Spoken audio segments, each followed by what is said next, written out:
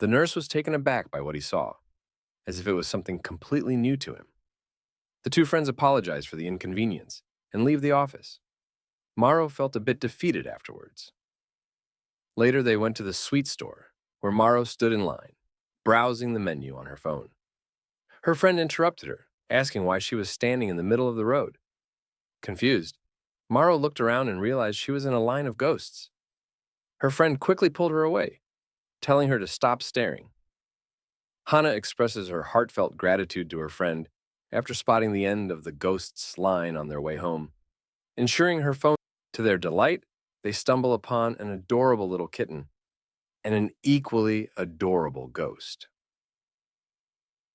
With the intention of finding a loving home for the kitten, Hana and her friends decide to create an online post. They eagerly wait at the park, hoping someone will come to adopt the kitten, accompanied by their little ghostly companion. Hana joyfully engages with the kitten, but accidentally bumps into a guy.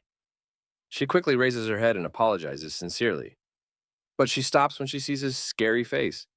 She feels terrified and goes back to her seat and thinks that he's going to kill her and leaves the dude standing. Maro can see something, but someone calls them, "Excuse me, aren't you the one with the kitten?" This time, it's a good-look guy, and Hana gets happy this time and says, "Isn't he a nice dude? Let's give the kitten to him." But Mariko stands frozen in her place from what her eyes can see. This dude is evil, with dark cat souls all around him, even the little ghost. Maro is puzzled when Hannah refuses to give him the kitten during their argument.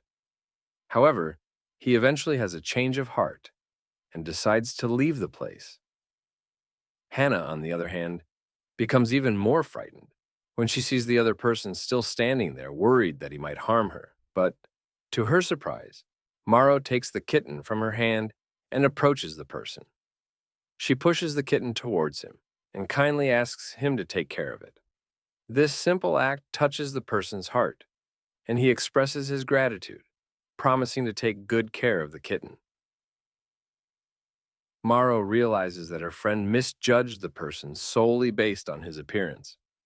As he leaves, he can't help but notice how gently the person plays with the kitten. Hana comes asking, "Are you sure about that?" "Someone please shut up. This racist big boobs, or I'm going to do something bad to her." The next day, she takes a bus on her way to meet with Hana to shop for prayer beads. But after a while of being on the bus, she feels like something is wrong. She hears the noise of girls chatting, so she looks at the girls by her side. And all the girls around her are silent. But the person in front of her, yes, as she actually guessed it, higher. "I don't want to die." At my turn, look up at the sky. Maro freezes her face instantly and decides to get down. "I don't think you understand the trouble you and 33 been dragging bodies. Out the cell again, and really lately." "My has." She clicks the button and waits for the bus to stop. The ghost gets down first, waiting for her, but she doesn't. But there's a girl's voice chatting again that almost stopped her heart. But this time, it was the girl on the next seat. She was the first to get to the coffee shop and had to wait for Hana on another table. She sees a female soul around a pretty face boy who is talking to a girl on the phone. The boy makes eye contact with her and smiles. But the female ghost sees this and looks at Maruko direction and gets nuts. She tries to think of something fast. She picks up her phone and starts typing fast. When the ghost gets beside her, she sees Maruko watching a video of muscled men wrestling, and Maruko pretends that this is her type of man, not the handsome ones. The trick worked, and the female ghost gets back to her guy, saying Save Hana finally arrives, and the girls get ready to leave. That's when the dude comes towards them and tries to hit on Maruko, saying that she looks cute and asks for her number. Bro was literally thinking of starting his own harem anime.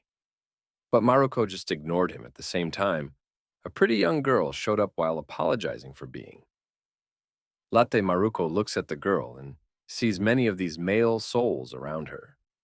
The girl is angry that her guy was just trying to Aorus another with Hana, and decides to give her 2 prayer beads for protection, claiming it's the latest trend.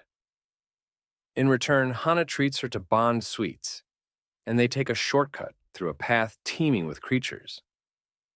Maruko cautiously moves forward with the prayer beads, noticing the ghosts retreating. It seems the prayer beads are truly effective, but suddenly a large, bulky ghost appeared, blocking her path. Surprisingly, she didn't feel any fear or trouble until the ghost uttered a single word, causing her confidence to shatter. She froze in place, desperately trying to hide any reaction, fearing that this might be the end. Observing Maruko standing frozen in her position, Hana couldn't help but wonder what was happening. Maruko attempted to compose herself, taking a deep breath, and cautiously walked through the hideous ghost. She succeeded, but the experience was undeniably terrifying. Meanwhile, Hana had lost her doll and was attempting to retrieve it. In her haste, she accidentally pushed Maruko's head. In the eerie presence of the ghost, she was on the verge of wetting herself.